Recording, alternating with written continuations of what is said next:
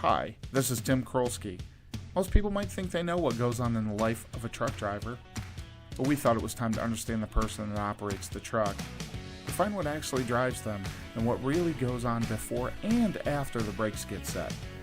Welcome to Garner Trucking's Beyond the Cab. Hello and welcome to Beyond the Cab. I'm your host Tim Krolsky with Garner Trucking, and today I have a very special guest. Brian Wildman is with us. Brian's been with Garner Trucking now since April of 2017. Currently resides in North Olmsted, Ohio, but that's not where the story begins, is it? No, it's good to be with you here, Tim. I actually hail from back east. Washington, D.C. is where I was born. Our country's capital. Yes, raised in Northern Virginia. Manassas, Battle of Bull Run, 1 and 2. No kidding. Yeah, 4 miles away from where I grew up. Okay. And how long were you there? Really was there until I went to college. Okay. So, and where was college at? College was down in Texas, Abilene Christian. You moved from one side of the country to the other for college, huh? I did. Nice. Spent how long down in Texas then?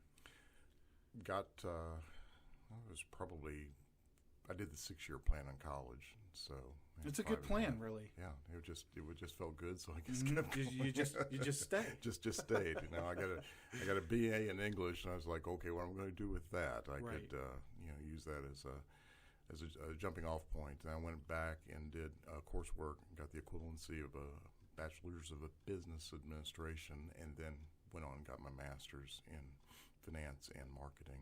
Outstanding. You're very well-rounded as far as the education is concerned. So after graduating in Texas, what was your next step? Well, I went into banking.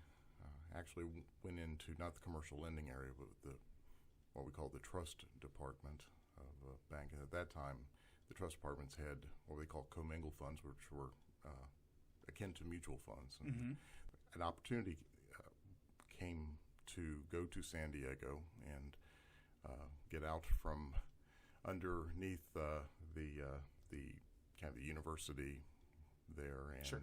So I kind of jumped on that opportunity and went to San Diego.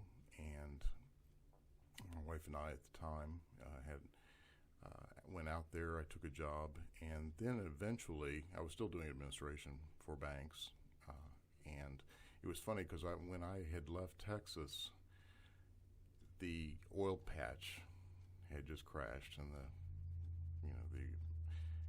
a lot of folks owed a lot of money. Sure. And I think everybody kind of remembers, or at least a lot of people remember that time. And so when I went to California would say, well, we have a service economy out here. That won't happen to us. And so, well, it didn't take long, and then the real estate came, and what do they call it, Black Friday, I think. Yeah. There was a Black Monday. It was black, regardless. It was black, yeah. But anyway, that 508-point decline, I think it was almost 1,000-point drop. It was 800 and some drop that day. Right. And I remember working in the trust department there, and a lot of my accounts were self-directed, be it engineers, be doctors that had their own retirement programs, and they did their own investments, and what we called self-directed. And so they would call, and they were calling us, telling us what they wanted done, and they were doing the absolute wrong thing, which was to sell into that precipitous drop. Okay. At the same time, right across the hallway where I was, our investment people were buying. Sure, exactly. Exactly. And that's really because that's what I saw, and what we kind of learn is that the individual investor has kind of come a long way since then. But it was pretty frightening at that time. We've kind of been through a lot since then. You didn't have the internet and all these different pieces. Right, where, exactly. People very comfortable. A normal conversation over the weekend with friends is going to include, something regarding investments, because it's also accessible and also much easier to do. So that was a different world. And literally. So, it really was. We're also talking about California and the other side of the country, where things are generally a little different. But the weather's gorgeous. It was great. I remember I like golf, and we lived just a probably a few miles from Torrey Pines. Okay. And I remember you could get on and join a foursome or a threesome. They would put and you could get on the golf course on Saturday mornings if you played it just right, and you could play 9 holes on the North Course. And so I did that a few times, took advantage of that. And of course, that was a public course at the time, and it wasn't cost prohibitive. And kind of seems like a different time. And sounds to me like they assembled your teams, though, your foursomes. They would. They so would. Did you meet anyone interesting through that yes, process? I actually did. I got to believe that would be the case. Sometimes you'd play with, I remember one was actuary to the stars. Really? Yeah, he had a lot of Hollywood clients that had him as their actuary for their, I guess they had retirement plans too. Sure, but sure.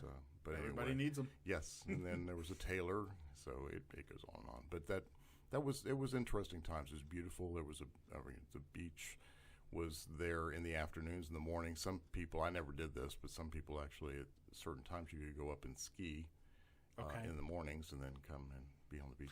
I know I've been out to Vegas a few times, even in exactly, June, and right. and you can look out on the mountaintops and see there's snow on the top of the mountain, but there you are at, by the afternoon it's 108 degrees in the valley, I guess. And I thought it was the most, just one of the most beautiful places in the world. And I find out that a lot of people that lived out there wanted to either live in Hawaii or Oregon. They were looking to get out of California, some of them, and move. Now, how long were you out there? How long were you in California? Was there from, moved in 87 to 90, so about 4 years. Okay. And then from there you went to? Went back to Texas. Okay. Took a job back in Texas. It had recovered somewhat from the precipitous drop there with the oil patch, and was doing much better. And that was about the time that California had was going down as far as their economy. So that worked out, and it was a good opportunity. Went back. If I look back on it, Tim, and really think about it, I was in an industry that was very, very tumultuous. I was in banking, I was in insurance and financial services, and during about a 15-year period of time, there's about 1.1 million people that lost their jobs in that industry. Yeah. And I would be 2 years with one institution, and then they would be acquired. I always thought I should be in the signage business. I think that would have been a better business to be in. They're always changing signs for the banks and everything. Absolutely.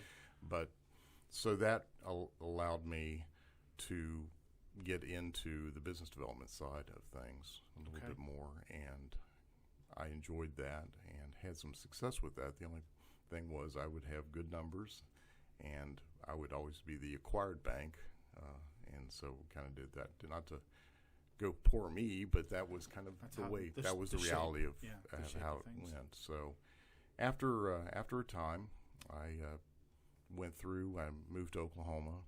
Was in Oklahoma for a time. Worked with Barry Switzer. Tornado Alley, huh? Yes. Wow. Yes. Interestingly enough, there were a few large tornadoes. More Oklahoma had, I think, 2. One after I left, but one had occurred there. I think that probably the biggest thing that happened was the Oklahoma City bombing happened, and you were there? I was 2 blocks south of that. Cool. And how was that experience being there? And you're talking about a national tragedy. The only one I can think of that might be larger was the towers, in 2001. Right. And so from that perspective, being that close. What was that climate like? What were things like at that time? Well, it was a beautiful morning. I just remember that. I remember I was running a little late to work that morning, and I'd parked a place where I normally didn't park, and it was south and east of the building, so I had to cross. And I remember crossing the street in the half shadows, and a late model car was flying down the road, right, going south. Mm-hmm. Nearly ran me over, and I thought, well, that's strange, went on into the building. It went up into the 10th floor where our trust department was, and it opened the elevator door, and right at that time, that's when the bomb went off, and I had just stepped out, and it shook our building so badly that it knocked me to my knees. The building swayed, but then we saw papers, just papers flying in the air, just raining papers, and seemed like for 5 or 10 minutes, just that, and noticed that the microwave tower was kind of askew, and the church steeple was now tilted, and we didn't know what had gone on. I actually called my wife, and I called my parents. I got both of those calls out pretty quickly. I didn't know. I had gone on. We had, everybody's heard of Michael Bloomberg, but we had the investment part of our trust department had Bloomberg News, and Bloomberg was the financial data news organization. So every trust department, investment department had a Bloomberg machine, and I actually went on. I thought if anybody knew what was going on in the world, it would be coming through Bloomberg. They didn't know. It wasn't soon after that. We thought, with natural gas being so abundant there in Oklahoma City, we didn't know if a plane had gone down. It could have been a natural gas infrastructure. And well, and of course, here again, you don't have those same technologies that we had even in 2001, where that replay was on all the time. I mean, you have so much. It was almost news overload, in those types of situations, and we still weren't quite there at that time. And a public address came on in our building. That hardly ever happens. And a voice broke over the loudspeaker and said, "There's been a bomb a device that has gone off downtown. We think there might be a second device, and to please leave downtown, get to your cars, get to your transportation, and leave downtown." And kind of fast forward all this, it was just, I came back, I believe it was the next day, and they had taped off a lot of things. The building I had been in 2 weeks earlier with the Social Security Administration course was in that Murrah building. So the person that helped us and a couple of other people we actually met and had passed, unfortunately, in the credit union. I went to work later in the credit union movement. That a lot of that is just, of course, documented history now. Yeah. How long before you felt like things returned to, there's always a new norm after an event like that? What was that time frame? That they had, I don't know if when something like that happens, it's like 9/11, it just, no one will forget where they were if they were dead, and you'll never forget. And it's just like that. Seriously, as far as getting beyond that, it took years, actually. And I wasn't at ground zero. Like I said, it was 2 blocks south. Still close enough. But the next day, going and seeing just the strange, the weirdness of nature and what happens with things like seeing bricks that are now at 45-degree angles, and things like when a tornado happens, a straw goes through a telephone pole. I mean, just bizarre things, just the physics of it. But the human tragedy was the key. 168 people perished, and of course all the affected families and friends. So I have not been back to Oklahoma City since that happened. Is that right? But I'd like to go back and one day. So from Oklahoma City, I went back to Virginia, actually, where I grew up. Kind of back to my roots. Hometown. Yes, and got situated in the credit union movement. I came across an opportunity that really worked out great. It was a company that provided it's the largest provider of credit unions, financial services to credit unions worldwide, and they were needing specialists, business development people that were versed in 401k and all. Just so happens to be your gig, right? There were 16 of us nationally. Okay. We covered all 50 states, and so now, did you stay after you were finished with the banking in general? Did you stay in that Virginia marketplace, or? That's where it all gets hazy, Tim. Fair enough. Fair enough. It gets really hazy after that. So where are we at? We're late 90s? Yes, we were at, let's see, right, the late 90s exactly. So after the credit union movement, did a few things, little gigs here and there, so, and had an opportunity then to come to Cleveland. And what I was going to actually do was I was hired to put together basically a valuation model for pension plans. In other words, for a person that has a pension plan, I'm doing a lot of P's, I hope I'm not popping more P's here, but helping a person know what they've got for retirement in a defined benefit pension plan, which is always fairly nebulous and hard to understand. Yeah, absolutely. It kind of helped bring that forward and make that understandable to people.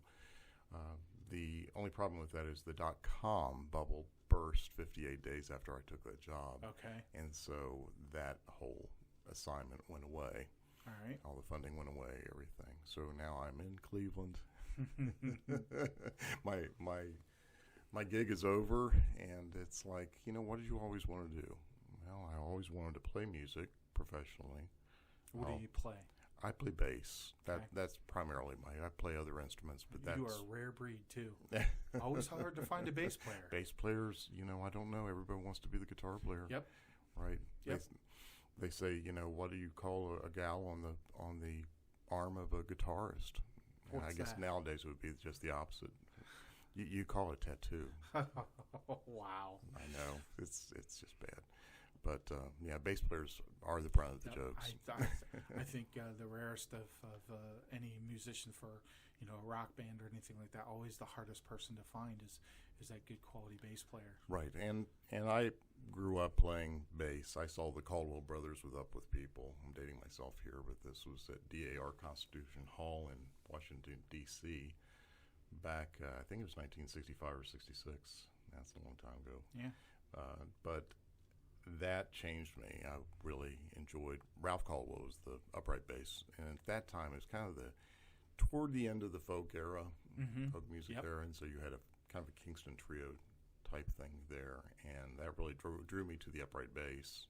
Played it all through public school. Okay. Since 5th grade.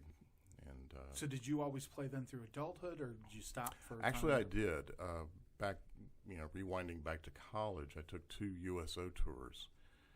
The first one went to Korea, Japan, the Philippines, Guam, Marshall Islands, Truk Island. Just a phenomenal. And there was 4 guys, 4 gals, and we just were sponsored to entertain. Okay. All right. I did that later. I did that 2 years later in Guantanamo Bay and that region area. Be able to get in yes.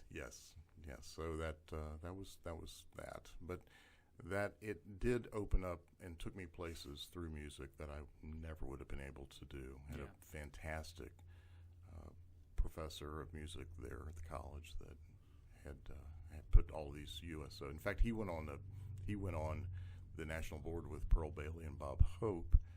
Wow. He said that the security for Bob Hope is a national treasure. So I would imagine so. You can't get much safer, I would think, during wartime. He was very, very safe. Yes, we were. So we're in Cleveland now. We're in Cleveland. We're playing bass. We're playing bass. Okay. We one of the first things I did was go out and hear some live music. Found a guy that had been making music since '89. I had a blues band there, and kind of just one thing led to another, and started networking and started working, and got gig and started doing gig income, and then was doing other things like tuning pianos.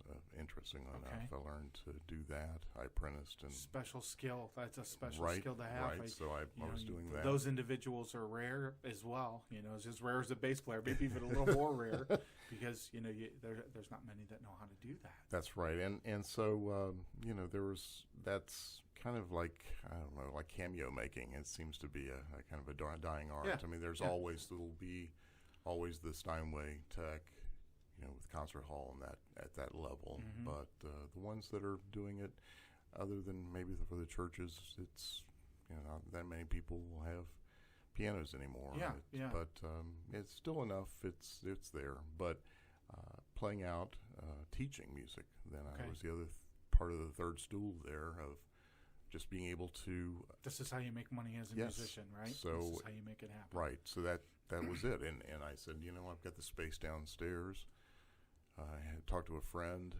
He had the right technology and parts to help me build a little project studio downstairs. So we did that. Had a control room. Had the recording room.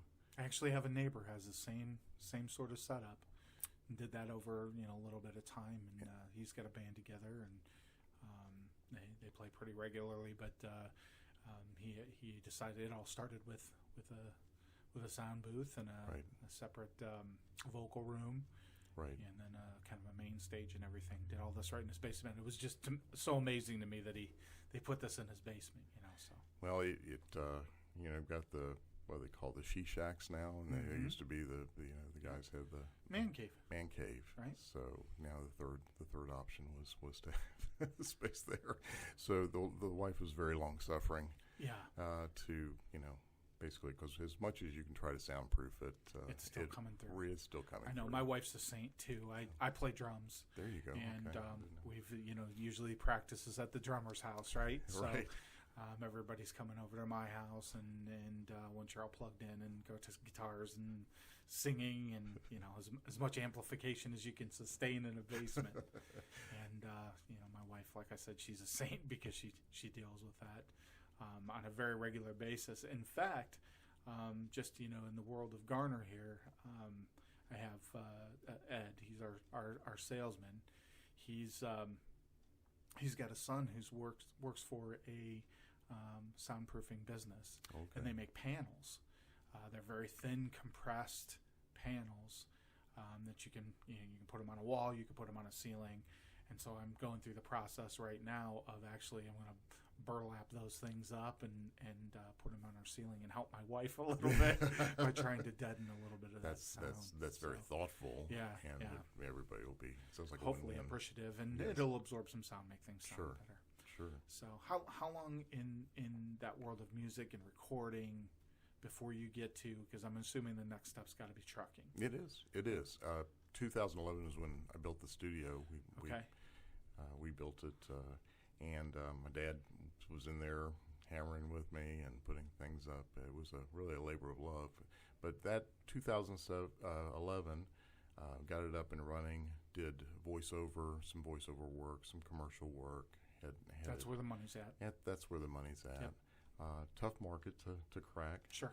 People especially in Cleveland, you're not. Right. I mean, it's a larger city, and obviously the home of rock and roll music. And I have a lot of pride for Cleveland because I'm originally from that area. Okay.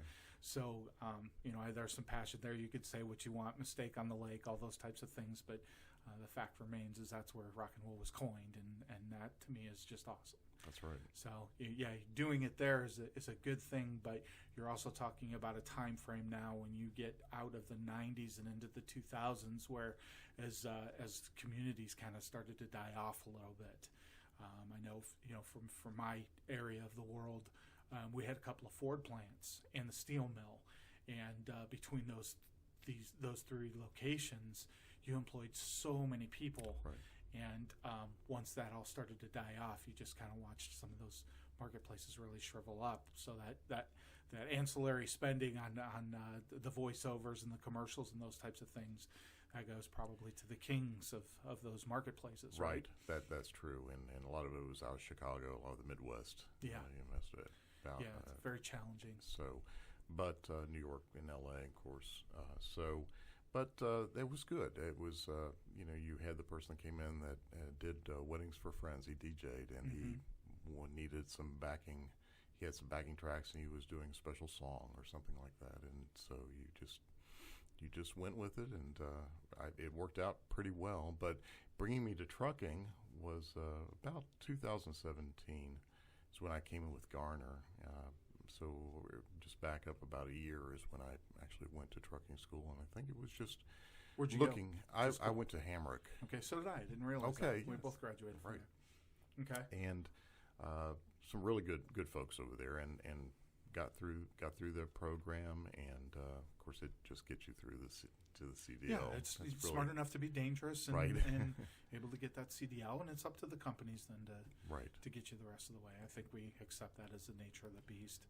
So what always amazes me about this, and it doesn't matter how many people I talk to within the trucking industry, that we come from all these different walks, all these different lifestyles, all these different choices that we've made. Most truck drivers aren't made organically, right? Right. We're not aspiring to hurry up out of high school or out of college and hop into the truck, which frankly to me is a mistake. And if I would have had some do-overs, it's when I would have changed. I would have come straight into the trucking marketplace knowing what I know now, right? Right. So it's interesting to me, this career in banking and investment, diving into that world of business and understanding how to create and develop, and moving into music, which is certainly a passion for me, and coming up with kind of your own rhythm and your own routine for how you're going to make money, and then to come to trucking as kind of a stable environment, Right. Something that you could count on each and every day, because we have product that needs to get to the storefront so that people can manufacture, people can buy, and people can do the things they like to do. And that's really what brought me to trucking, was the need for steady income, dependable. Gig income is wonderful. I worked for a wonderful band leader, and several, but one in particular for a number of years, Mm-hmm. and who had ends and had wonderful gigs, played just about every major venue you could think of where they could do a wedding reception. Sure. And some very, very nice, even Severance Hall, the foyer of Severance Hall but a very, very great opportunity in trucking, because I was looking for that steady paycheck, that need. And the gypsy in me liked the fact that A little bit of travel. The musicians in you a little bit, right? Right. It's the road life. Right, exactly. It was the road life, and it was, which is always a trade-off. You have to be wired correctly for that. Right. For that transition. Right, and you've got to have the family dynamics. You've got to work out communication and agreements. There hasn't been one person that's sat across from me that hasn't said that same exact thing. Yes. If you don't have that support system at home, it will be a problem. It will be a problem, and it'll be a challenge. Yep. And you really have to understand what those needs are going to be on the road, and what the demand is. Right. That comes along with the job. Yeah. What do you wish? You've got 3 years in, 3 years plus at this point. What do you wish that you knew when you started that you know now, as far as trucking is concerned? What's one item that you wish you would have known?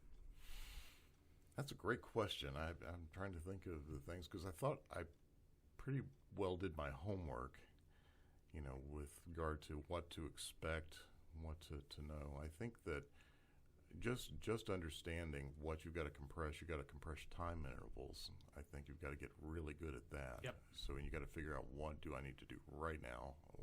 Can I just push off a little bit to come back to it? So prioritizing is hopefully not in the sake of safety. Right. You want to do anything. This is more of we're just getting that bill of lading over to the folks here, right. So they can bill for that, and doing that. I try to stay on top of that, do it. But sometimes you've got to move. You're out of get out of the way. There's not a lot of room there, so you just then need to understand. Well, I'm going to take a break down the road here. I can do that, and just figure out when you can do. The other thing probably is just being aware of the disparity in speeds. I just came off a load where I was doing 39 miles an hour up Pocono Mountains, up the side of a mountain here with 44,100 on. And, of course, I'm thinking, well, these people passing me, they don't have any loads, do they? Must be not. Right. But you just look at that speed differential, and you've just got to be aware of your surroundings. You got to be signaling people, telling people your intent, and letting them know, get those flashers on. Let people know what you're doing. Hey, look at me. Yes, look at me. Right. It's hard not to see this big thing flashing in front of you. What do you think at this point is easy about trucking? Nothing. Not a thing. I would say probably no touch freight would be the thing I would say for Garner, for us. Yeah, yes, yeah, that's yes, fair. that's really what I makes it come go. from an environment when I first started with the organization, we had a lot of large customers, just as we do today, with prominent names that everyone would recognize, those types of things, and we would get into some places, and there used to be a world, and there probably still is to some degree, where things had to go on large pallets or small pallets when you got to those facilities, and you could have 1,000 different SKUs on the back of a trailer that each had to be separated down, watered down. And you did that work, and it's 2-3 hours. You're kind of blood, sweat, and tears, and you get it done, and then you got to drive after that. So, yeah, I agree with you. I think things have come a long way in the industry to understand that the function of the driver needs to be driving the truck, not handling the freight. And that's a real advantage. And that's not to take anything away from that local driver. The folks that are delivering our Coca-Cola and our right. Pepsi and our Nichols goods and all those things. There's a special skill set for that, and that's a need. But for that over-the-road driver, that where you're extending that day, you're working a full 14, probably most days. Driving 11 and working 14.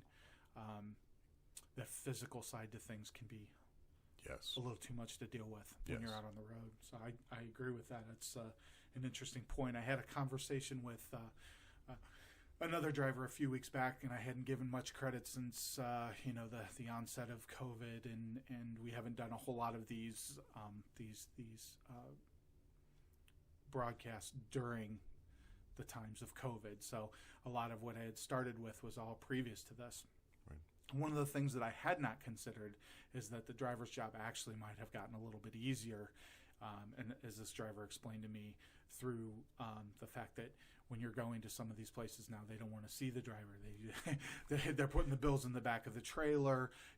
They're making things much easier in their processes. So you always try to look for those positives in kind of a negative situation like the one we're in currently. That is a very notable positive. Is that they it's are expediting your time. It really is. It really is. Now you still have the grocery lists. Sure. You still have the place to go, and you just know if this is a grocery related situation here, they're going to have to do counts back there. They've got things and policies. It's a give and take, so you have to understand that. And but for the most part, I think that's the key. Well, you talked a little bit about prioritizing, and I always find that interesting as far as how people's minds work and what they're going to decide to do in terms of here's A, here's B, here's C. I want you to pretend for a moment you wake up tomorrow. Pretend you're a dispatcher for a minute and say you receive 2,000 emails. You got to read 300 of them or prioritize 300 of them. What do you do? What's that process? How do you... I call my wife. Let her tell me what to do. Yes, because she has that very situation. She takes them. She knocks out the ones that she can get to. A lot of times there's redundancy in that because you've got multiple team players.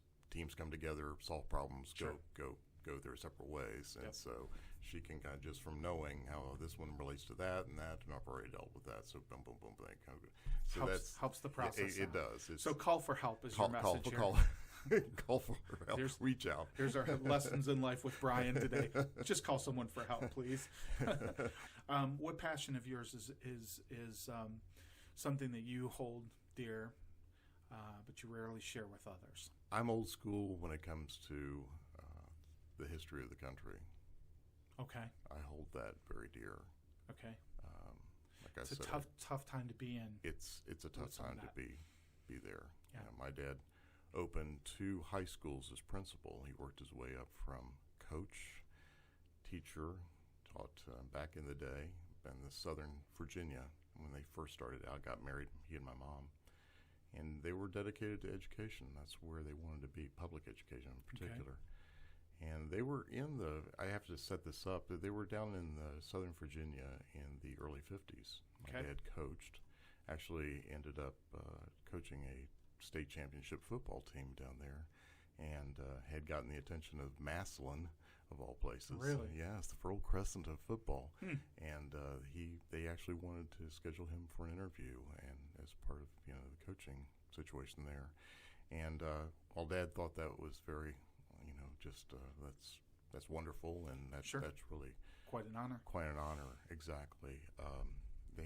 He was looking to the Education for All, and this was about the time Brown versus Board of Education came down. Okay. And the school district that they were in were planning to take the schools private. Dad believed in public education for everyone, such as the name public. So they moved to Northern Virginia, and this is before I came along. And then that history of being, you talk about Massillon being Fertile Crescent for football, living in Northern Virginia, growing up, going to Mount Vernon, going to the Smithsonian, going to Jefferson's Hall, Monticello, it's all there. Yep. Kenmore, James Madison's, and you just go through it, and it's the state of presidents. Yeah. And so I was steeped in that. My mom loved Williamsburg, so we would. I guess I really never there. gave that very much credence, but that's exactly how you probably would perceive things, just from an historical standpoint, based on the area of the country that you're from. Our family was tobacco farmers back in the early, when they settled the area. So Jamestown in that area, goes back. My mom's side goes to the Mayflower. In another broadcast we can talk about my ties back to the King of France, but that's for another time. Setting, right? Yes, for a different setting. What would you say? And we've talked a lot about kind of the joints in your life. The different pivot points and the joints in your life. What would you say a true turning point out of all of that? Your time on the planet. What was the largest turning point for you, and how did that shape you or affect you? I think probably the bombing in Oklahoma City, that was probably a turning point, because it turned my career, and then coming back, to one final time to the area of qualified retirement plan administration and doing that, and it was like one last shot, and then things occurred there. So that from a standpoint of that was a pivot point for the whole country. And of course, right. 9/11 happened. I had just accepted the job to take me to Cleveland. I hadn't yet moved to Cleveland yet when 9/11 occurred. I was still back in the Maryland area.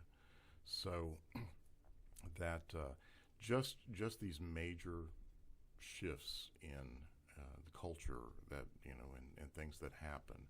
All of the is for me personally, it's probably been the toughest thing has probably been always thought, well, I'll just go into this career and I'll retire from this career. Sure. And for most we of my don't really live in that world. We don't live in that world. Our generation doesn't live in that world. No. So coming to truck driving has been phenomenal for me, because it's allowed me the opportunity to get on the open road, to make a difference in the economy, to actually make a difference every day, with knowing that I can deliver goods, do it well, do it on time, hopefully consistently, of the things I can control, right, to control that. So there is a great deal. Yes, you have your time frames in that, but you have a great deal of flexibility how you structure your day, and at the end of the that's the control portion of things. That's actually a wonderful thing about truck driving, is the ability to do that and to manage how you're going to run through that day, and the planning that's involved in that. I mean, it's sport. It's right? Actually, yes, it is. It's a sport. I've always felt that way. Yes. I completely agree with that. What are you most curious about right now? I'm curious how this podcast will come out. So it's immediate. It's immediate. We're very focused. Well, what's funny about that particular statement is that, as we're having this conversation and just kind of reflecting on some of the really the pivot points within the country, within the economy, within the politics of the country. Yes. How interesting that journey's been for you specifically. And as I try to take a look at things, I've spent a lot of years, maybe the past 15 years or so, really understanding that there's life beyond the forest. Yes. So I can see past the tree line. Yes. But you don't really give enough credence, I think, sometimes to those events and the things that shape you as an individual along the way. And I don't think for me it was until September 11th that, that's kind of one of those dates in history. It just stays with you. Like you said, you know exactly where you were, you know everything that happened, and you can pretty much recite the day as it happened because of that level of uncertainty that's come along. I think at this point in time in 2020, with the onslaught of sickness and illness with COVID-19 and how many things have had to change and how we've had to adjust, will be another time that even a decade, 2 decades from now, once we're all past this and it's all forgotten about, that we'll still have those memories of how this time frame shaped our lives, shaped our business, shaped our families, our relationships, and all those types of things. Okay. So, when you answer a question about what you're most curious about now, to be able to have the forest right here in front of you, sometimes that brings up a good point. You still got to stay in the moment, right? Right, and that's the thing. There are so many big. I mean, this election is huge. This is the biggest election of my lifetime, probably, as far as the direction of the country. Sure. And what I would take from that is that one has to be. My mom said, "Always be true to your best self." And I struggled with that in a career. Mm-hmm. I tried to. First, you have to know and understand what that means. Right, and that was my mom was the great philosopher. She was really, truly, that was her calling. And you do have to understand where your place in the world is, mm-hmm. and how you can be the change that you want to see in the world, mm-hmm. as Gandhi said. And I think that's one of the best ways to live, is to take personal accountability and responsibility every day for who you are and what you believe, and act out that belief in such a way that you be a change agent. Which is hard to do. It is hard to do. Because sometimes it is against the grain. Sometimes it's a little different than what the populace says it should be. Yes, and Tim, I hope we don't lose our oral history, because oral traditions and oral history, think about how up to this moment in time, we have been able to pass down information through families, sure. through oral traditions, through stories. Sure. I can remember my grandmother telling stories, and Dad even telling stories of the farm, and that. Yeah, and I'm we've moved so far away from that now.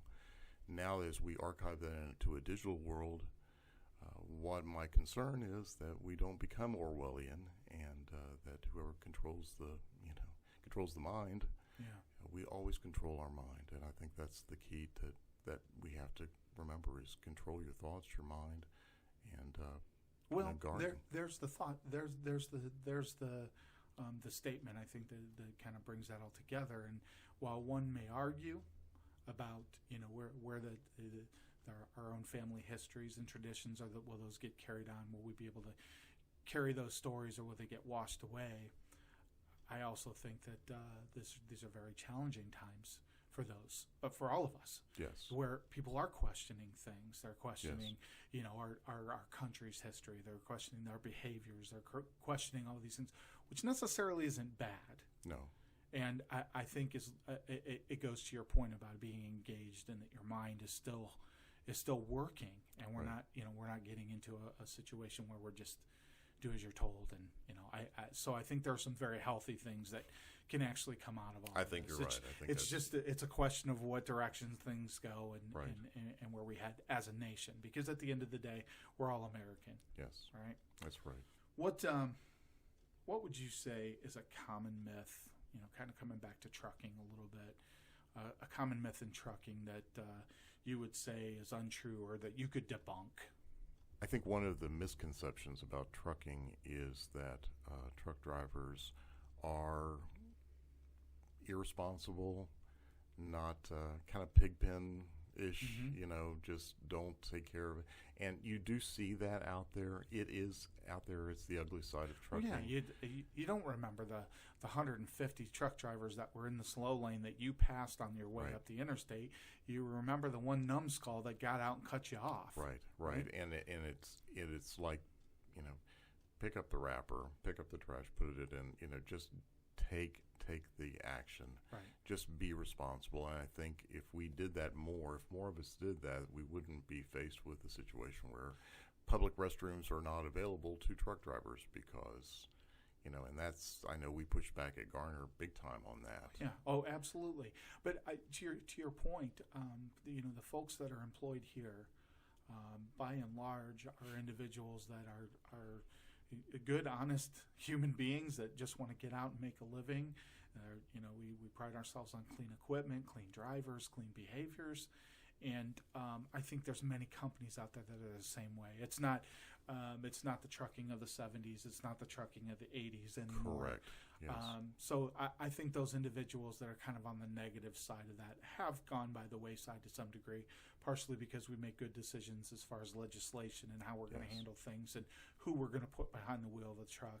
I think ownership has taken a tremendous amount of responsibility for who's going to pilot those vehicles, and that's the most important thing. And the better we get, the safer we get, the smarter we get, the more educated we get, the better class of driver that we have out on the road today. And a lot of it comes to the trainers too. The people you drive like you're trained, right? Yes, that's true. Yeah, that's and true. I know still to this day, and I think I've said this before on the program, that the way my trainer taught me to drive, and those positive reinforcement pieces, to this day, I still operate with his voice in my head. Yes. As a true matter of fact. That's the way it is for me as well. And I just don't carry all the chicken that I've fried up that my trainer has. Well, you got to learn a few good things. I know. Too, right? Yes, Chef Larry is he's exceptional. He is exceptional in that regard. You're correct. You got to try the meatloaf. I'm just saying. You got to try the meatloaf. Brian, I want to ask you kind of an odd question. Let's say today we finish up this podcast. You walk out the door, step outside of the office, and find that you've got a winning lottery ticket worth $10 million. At that point, what do you do? I try to find 10 million people and give $1 and call myself Miss America. No, I would seriously. World peace? Is that what you said? Yes, world peace. That's what we need. I would. Coming from, we did have business development people in California, and I think Texas too, that actually would go for the bank. We go over to find out where the people that won the lottery, the California lottery, and they actually called on them because we had the resources to help those individuals, tax accountants, tax attorneys, the structure of trusts, the way it's set, See, now you don't need to hire anyone because you already know. I don't know if those people are still. I'm so old; they may not still be around, Tim. It may be their grandchildren that would be helping me. But no, I would think that I would want to take care of friends and family, especially you're going to start. Charity begins at home, as they say. Yeah, absolutely. And so you would just try to do the best that you could to help your family members, and I don't see any extravagant. I've never been one to extravagantly spend or all that. Yeah, I have seen a number of people go through it, and unfortunately that's part of the more deal. the rule than the exception. Yeah. So I would hope I would do something better with that. Do something. You don't want to buy a block and build everybody a house or anything like that, right? No. What would you say you're not very good at? I knew growing up math was not my specialty. My dad You ended gave up me in banking. Yes, I ended up in banking. My dad, I can still see him as he was we were both struggling with the new math, and here would come the pencil on top of the head, and now it's like he was having to learn how it was being taught, 10 years hence or 15 years. I've had that very same experience though. They've kind of changed the rules again. Right. The numbers are the numbers; those don't change. But how you process that information. Exactly. By the time I got down to my youngest, and had to sit down and explain multiplication. Yes. I took one look at these boxes my kids drawn, and I'm thinking, what are you doing? What in the world is this? Mechanical reasoning is something I struggled with as well. Really? I never did very well with that. So I'm really I'm at the beck and call, or I should say I'm in need of helping or help with mechanical items, and I want to get better at that. Give me an example of that. How would you define that? Well, I have a son-in-law that is a diesel mechanic. Okay. And he is a fabricator, and Okay. he can make. I mean, he's just tremendous, and I think largely he's self-taught, but he's had some mentors. But by and large, he's just like fish to water. That's what he's good at and does, and Okay. it's hard work, but he loves hard work, Yeah. and he loves what he does. But just being in that realm and just doing that, just would it's actually fascinating to me. I actually getting more interested in mechanical things the older I get. You know what's funny?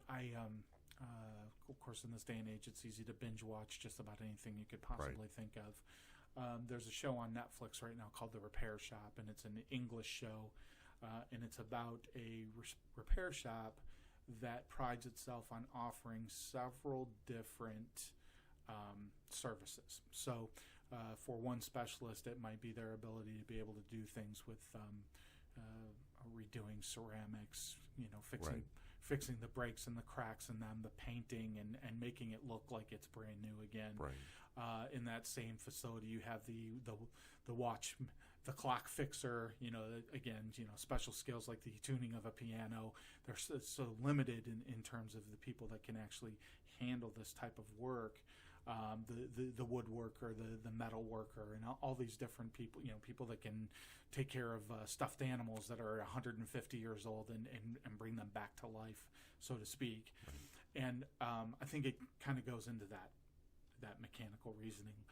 It's amazing to me for someone to be able to take a look at an item that's 150 years old, create something today to help fix, repair. Yes. Repair that this broken widget or whatever it might be, and get that thing working and operational again. They had just watched an episode with the National Register, which were made down in Dayton, Ohio. Yes. And again, for it to be an English show and have a NCR. National Register, I just thought that was kind of cool in the first place.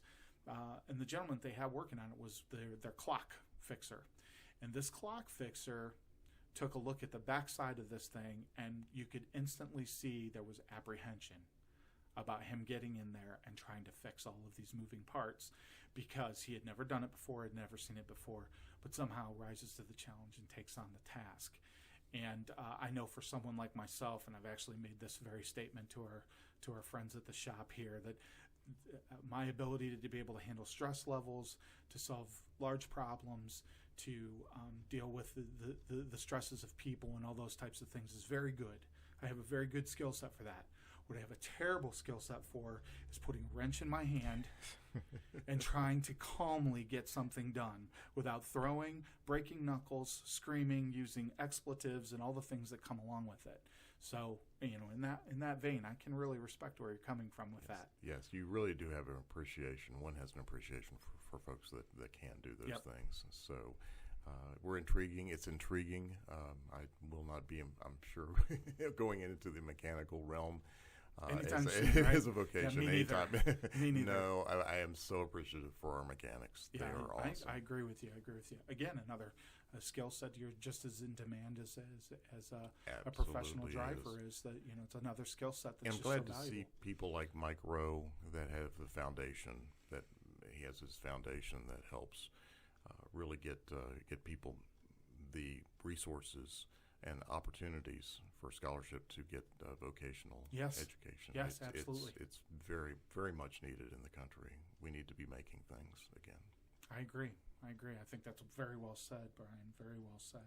Brian, I want to ask you, in your world, we talk a lot about the dynamics through your life. We've talked about your family, your mother and your father and their influences. But in your lifetime, who are your personal heroes?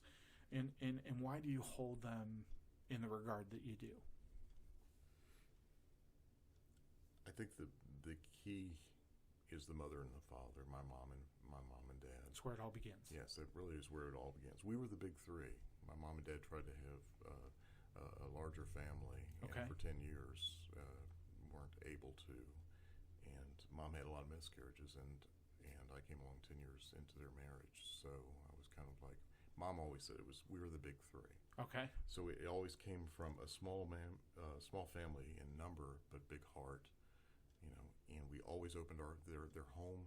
They opened it up there in Northern Virginia. Mm-hmm. To friends, family would come visit. They would want to see DC. Our home was always open to them to come stay.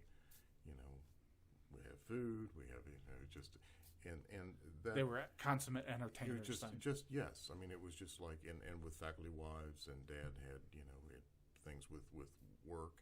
They had their associations, and I was always the wind-up Brian, and he'll entertain us. So maybe that was a little bit where that's that the came musicianship. Through. Yes, that's where that comes from. That's that entertainer.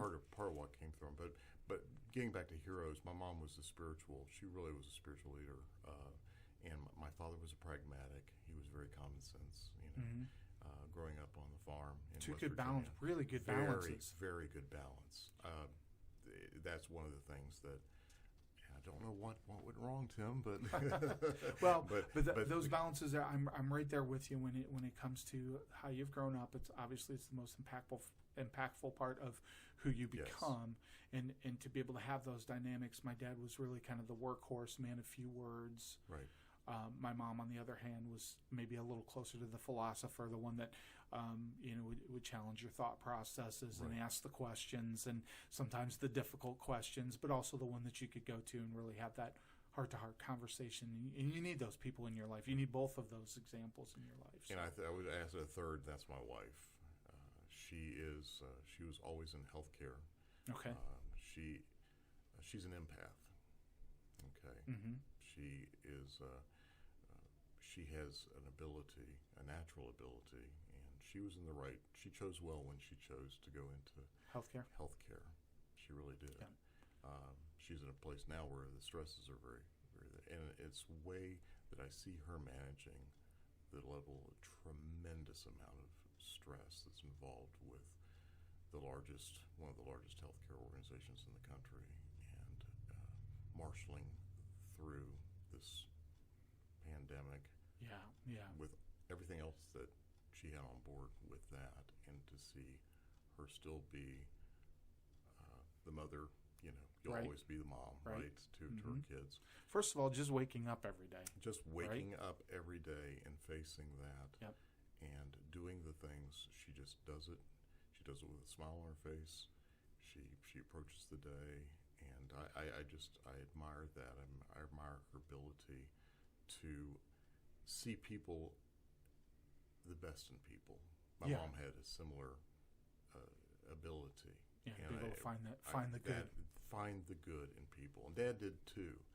That's why former students would come up to him in the mall, and would say, "Mr. Wildman." It might take him a minute, but he'd say, "Yeah, Tommy, good to see you." They always remembered. Huh? That's amazing. Always remembered. I can't find my way to work every day. He said he didn't want to. He said he didn't want to be a principal anymore when he didn't know the kids. When he only knew the ones that got in trouble. Yeah. Then it was time to move on. But yes, I had a lot of admiration for those three heroes. Those fundamental things are I think the most important. You're talking about the shaping years, and then of course in your adult life, to have a spouse that you respect and love and appreciate for those skills that either you do have or don't have. Right. I very much am in the same boat there. There is a certain amount of understanding that my wife has on a very deep level with people, and can identify things very quickly, and I have a high appreciation for that because I don't possess it. I don't possess it. You really just got to go ahead and hit me between the eyes, and then I'll know what you're saying or understand where you're coming from. Sometimes. So that emotional intelligence is what they call that, yes. And it's one of those things I have to work at each and every day. And we work at it. Absolutely. Brian, I want to thank you so much for taking the time to sit down and talk with me today. Appreciate the listening audience as well on another edition of Garner Trucking's Beyond the Cab.